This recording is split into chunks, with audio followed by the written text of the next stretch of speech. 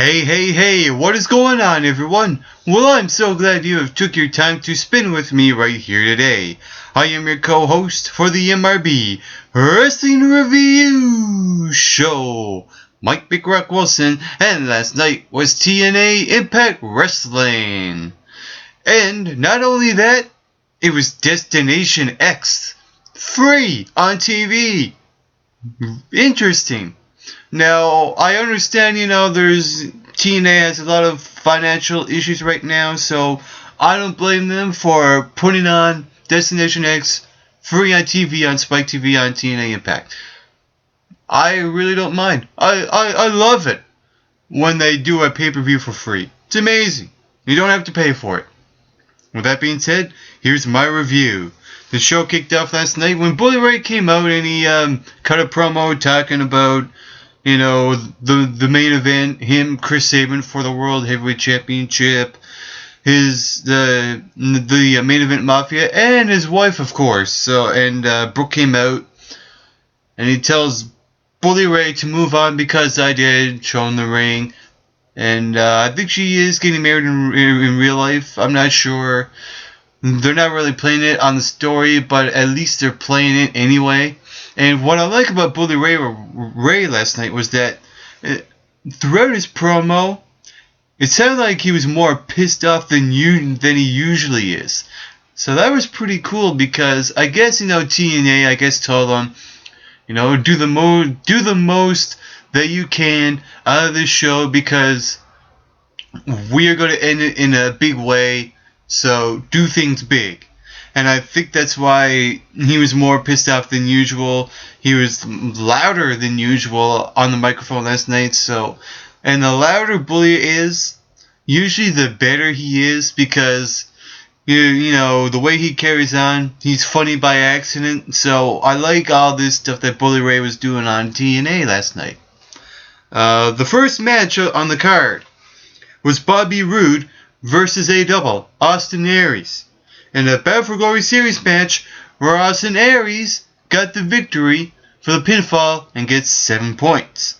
What I like about is the booking of this match because at Destination X last year, that was the main event. And the show last night opened up with this match and, got the Destination X repeat where Austin Aries brainbusters Bobby Roode and pins him 1, 2, 3. And the funny thing is, throughout this match, even though Austin Aries was doing most of the work, it still felt like it was an excellent wrestling match. Throughout, both guys, both Bobby Roode was excellent, so was Austin Aries. And Austin Aries had different facial hair. Wow, interesting. I guess it's kind of like a throwback from last year as well. Just to make it feel like it was Destination X last year.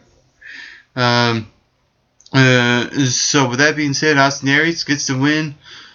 Sayonara, nice to know you, Bobby Roode. I don't think you're going to get any points in this Battle for Glory series because you won it last year.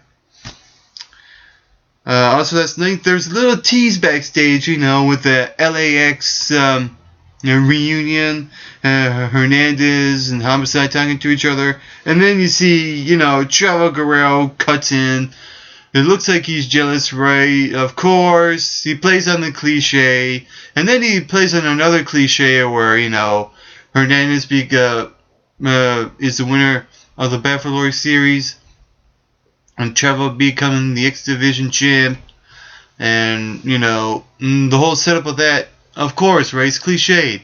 But the thing is, this is a Battle for Glory match written all over it. So, with that being said, I see Chavo and Hernandez going one-on-one at Battle for Glory in San Diego this year. So, with that being said, moving on, it was Homicide. And then we saw him earlier backstage. There were 3 triple threat matches, and the winners of these 3 matches moves on and advances to a triple threat match, Ultimate X, and the winner becomes X Division champ. Makes sense, right? It's not so complicated. So it was Homicide, Petey Williams, and Sanjay Dutt. And like I said, it was a qualifying match, and it really felt, going back old school. Old school TNA X Division wrestling match. I thought that match was the match of the night, to be honest with you, because it was X Division, it was Destination X, bringing prestige back to the X Division. That first match has to have a first good impression, and it done just that.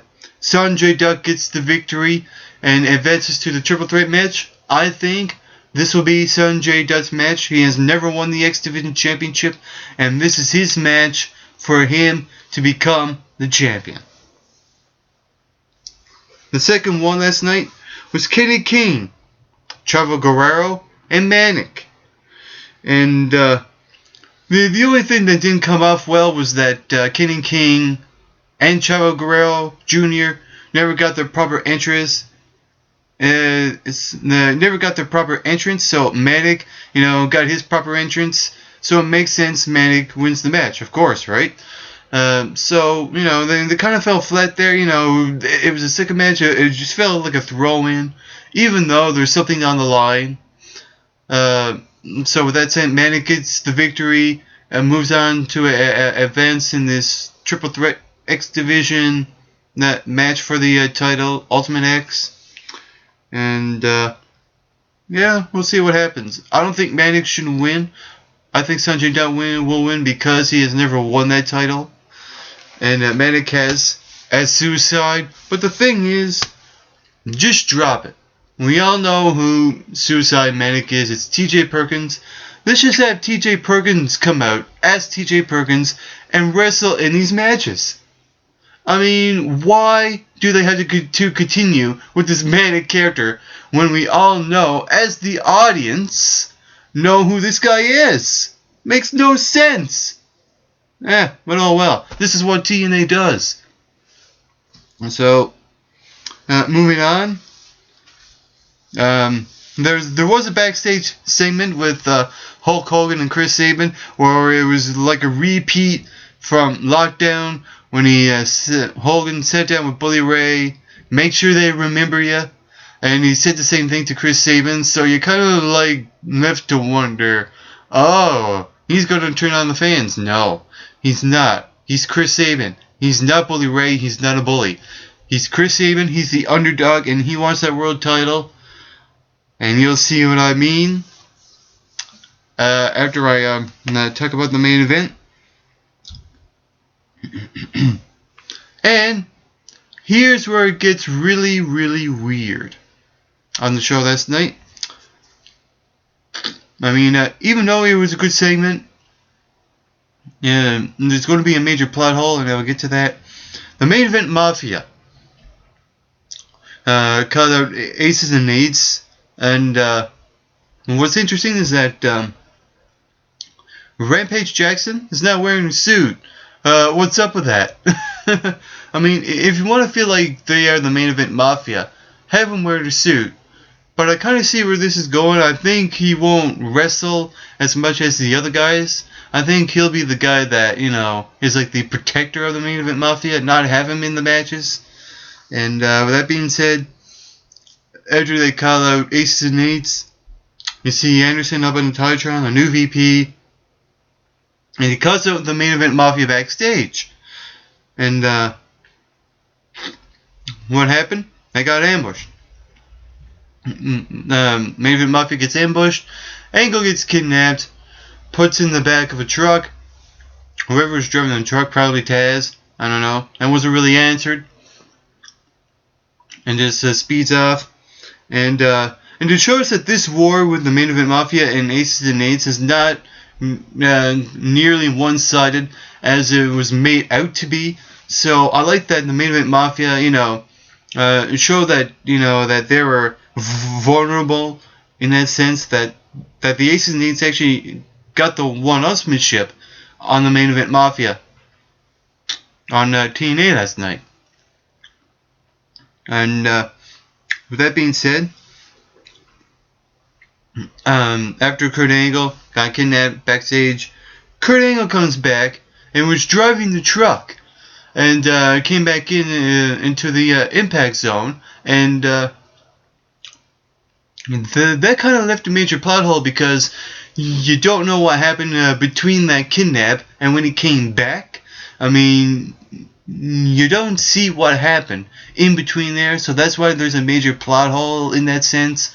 But hopefully they will explain what happened last week, next week on TNA. If not, if they don't explain it, then the whole thing is just going to fall flat anyway. So they really should fill in that plot hole just to see, okay, what happened between that time. So it really didn't make any sense for Kurt Angle to come back like that. I thought, because Bully Ray said, put him in that place we already talked about, make him an offer he can't refuse, do it main event Mafia style. But you know what? They kind of didn't go that route yet.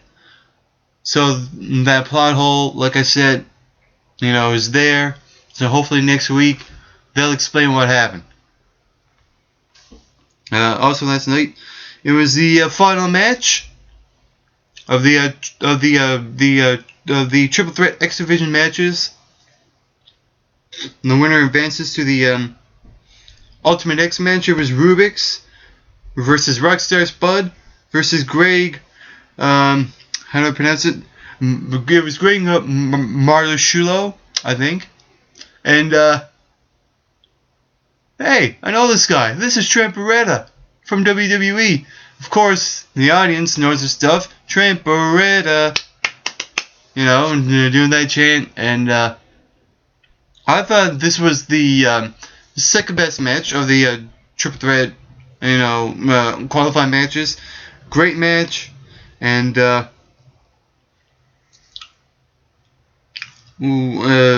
was like, wow, what a debut for Greg Marlushulo. Greg Marlushulo got the victory.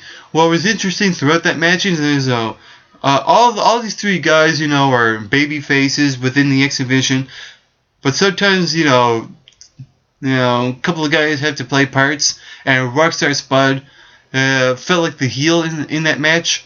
And I think with that being said, I think they should make Rockstar Spud a heel X Division wrestler. So with that being said, it was an excellent finish. Greg Marlushulo gets the victory. Excellent debut. Advances to the Triple Threat match. So we got Greg Marlushulo, Manic, Sanjay Dutt. Out of those three guys, I think Sanjay Dutt should win that match because he has never won that title. And it's way too early for Greg Marlushulo because he just debuted. And Manic, he's been there, done that. So, Sanjay Dutt is my vote. Speaking of, up next was Mickie James. Mickie James was in the ring talking about her concert in Nashville. Gail Kim interrupts. She says, who cares?